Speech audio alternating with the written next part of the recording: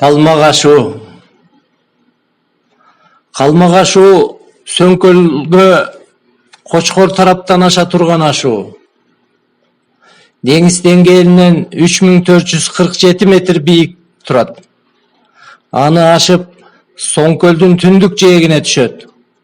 Кочкор айылынан алганда 100 чакырым. Май айын жарымдап барып гана ашу ачылат.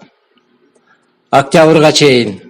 Калган учурда калың күрткүлүү кар жатат. Бул жөнүндө Медет Осмоналиевдин баянын угалы. Мына Соңкөлгө бараткандагы Қалмақ ашу деген жер мына ушул жер экен. Қалмақ ашу белинде турабыз. Илгери Советтер Союзуна чейин Соңкөлгө кочкорлуктар кум ашу менен ашкан тежектен. Ана муну техник менен алып келип жол салышкан Совет өкмөтү. Ошондон кийин ушул жер менен машина каттап 64-жылдары ага чейин чопо шагылы жок эле машиналар тыгылып атчу эле. Анан ошо көк кашка зилдер келип 64-жылдык жерге шагылып өттү. Өзү Кудай берген жакшы жер. Қалмақ ашу аталып калышы Ертауылды башынан тоскондо калмактар ушул жерден ашат деп тостурса ылдыйраак жактан ашкан экен.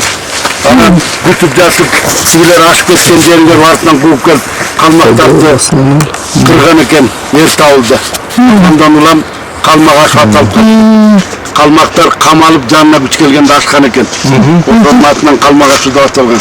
Ертауылды тоскон. Маңдай Чалайдын тоосу. Чалайдын маңдайы сол жагына кеткенде Бабата дейт. О Бабата тоо кыркалысына кирип калат. Ар жак бети Кочкордуку. Өйдөлөп барганда Кызарт менен чектешет. Кызарттын айылы менен. Орекинде кийик үзүлбөйт, кийик көп болгон. мундабы? Кийик кайрылып көп. Анан наке досум келип берсең, эстелик болсун, эстеп жүр. Жакшы адамсың. Бактыгүл андан жакшы сен жакшы жүргөн.